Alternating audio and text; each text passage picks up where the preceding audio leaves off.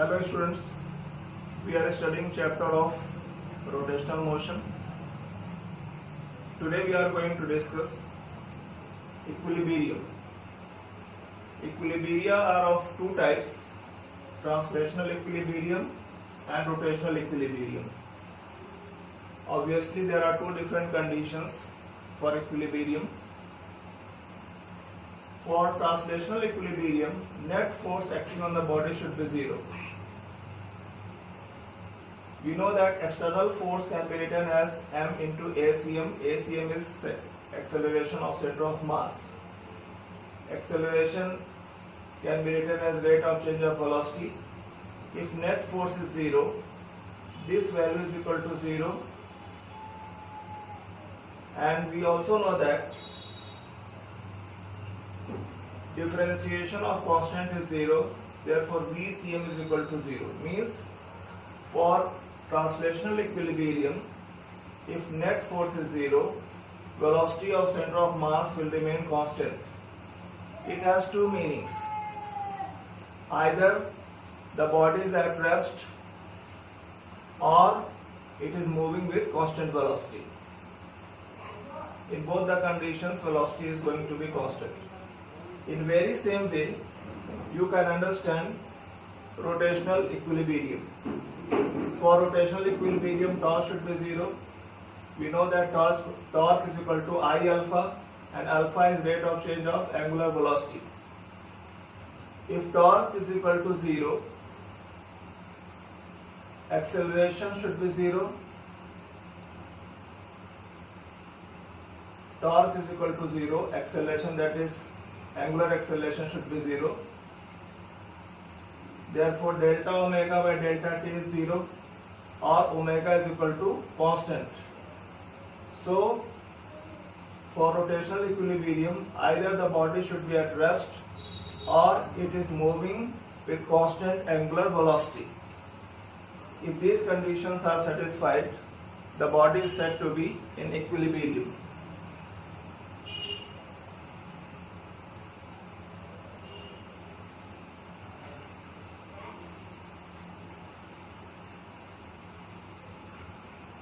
Students, next topic is ladder problem. Let us suppose ladder AB resting against a smooth wall and kept on rough surface. Just think about the situation. This end has tendency to slide in this direction, and if this end is sliding in this direction, frictional force between ladder and the surface will oppose this motion. So this is direction of frictional force. Weight of ladder is acting on center of gravity W. Normal reaction of surface, horizontal surface, is Rn. Normal reaction of wall is Rb. Resultant of Rn and frictional force is Ra. So this is reaction of this point on the ladder. This is net reaction. Now let us understand equilibrium of the ladder. If this angle is theta, this Ra can be divided into two components, Ra cos theta in horizontal direction and Ra sin theta in vertical direction. So Ra cos theta is going to provide frictional force, and Ra sin theta is responsible for normal reaction. For equilibrium, we know that there are two conditions: net force should be zero, net torque should be zero. So first, equate forces in vertical direction. In vertical direction, weight acting downwards, and this normal reaction of horizontal surface upwards. So if equilibrium in this direction, the resultant of these two forces should be zero. Similarly, in horizontal direction, frictional force right hand side and reaction of wall left hand side. For equilibrium, resultant of these two should be 0. Now think about rotational equilibrium. Taking moment about point A, this is axis of rotation. This is axis of rotation. So all these forces, this and this, are not going to give any torque because we are taking axis here, so the perpendicular distance is 0. Weight is going to produce clockwise moment. So this is line of action of weight. Draw perpendicular on line of action, you get AD. So W into AD is clockwise moment.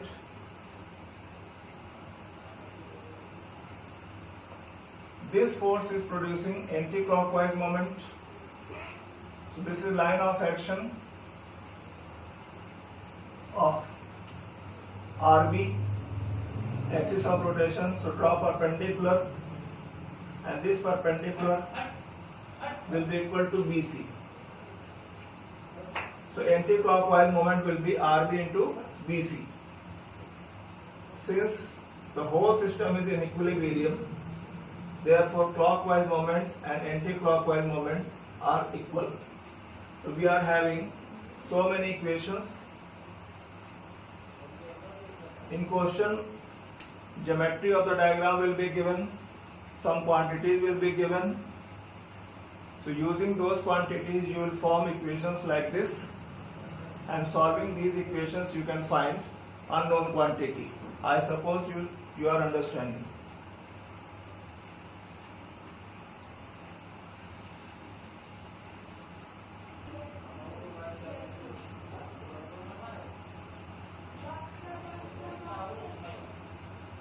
Now students,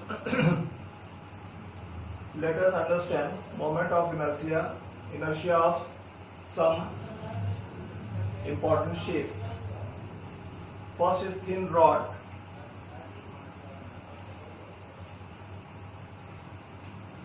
Very thin rod, length is L and mass is M. Moment of inertia about axis passing from CG is given as ml square by 12. It should be kept in your mind that derivations of these formulas are not part of your syllabus, so don't bother about derivation. You only learn an important point. When you are learning moment of inertia of different shapes, you should be very sure about the axis about which moment of inertia is given. See, this moment of inertia about this axis. It is a rectangular lamina, length is L, breadth is B.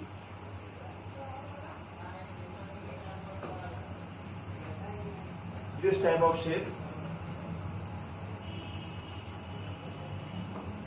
and you are going to find moment of inertia about this axis. So this moment of inertia is L square plus B square by 12. Third is thin ring. Imagine a thin wire given shape of a circle. Mass of that circle or ring is capital M and radius is R. Moment of inertia about this is ring, center. So this is axis passing from center of the ring or center of gravity of the ring and normal to the plane of the ring. So about this axis, moment of inertia is mr square. Similarly, it is a disc, circular disc. This moment of inertia is mr square by 2. It is solid sphere.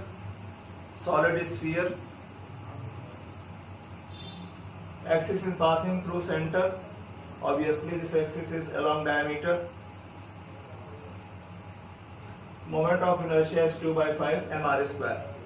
Students, I gave these examples to make you understand how to think about moment of inertia of a body considering a particular axis. Some more examples are given in your book. I suppose you are having book. Likewise, like this, You can learn moment of inertia of other bodies from your book, but keep in mind, axis should be very clear.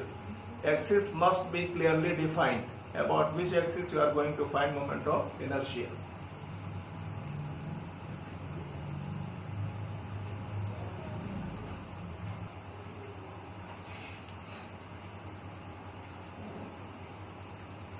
Students, now I am giving one example of using theorem of parallel and perpendicular axis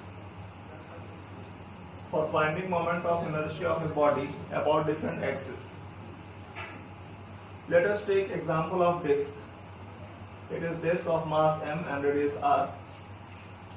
Disk, about this axis moment of inertia is mr square by 2. In this particular diagram, this axis is passing along z axis. So you can write Iz is equal to mr square. Now you want to know moment of inertia about any diameter, means about x axis or y axis. Since body is symmetrical, so moment of inertia about any diameter will be same, means Ix and Iy will be same. By theorem of perpendicular axis you can write Iz is equal to Ix plus Iy. Since Ix, Iy are equal, so in place of Iy you can write Ix. Iz is already given. By calculating you find moment of inertia mr square by 4 about this axis. Since this axis is diameter as well as passing from center of gravity, so you can define this axis as axis passing from center of gravity and in the plane of the disk. Now, if you are interested in finding moment of inertia about any tangent, so this moment of inertia is already known, and axis is passing from center of gravity. Tangent is parallel to this axis. So to find moment of inertia about this axis, you can apply theorem of parallel axis, that is I is equal to Ig plus ma square. Ig is already known. Here A is equal to capital R, that is radius of the disk. By putting all the values, you can find moment of inertia about tangent. So, students, you see, same body, we are changing axis, and according to change in axis, we are finding moment of inertia of body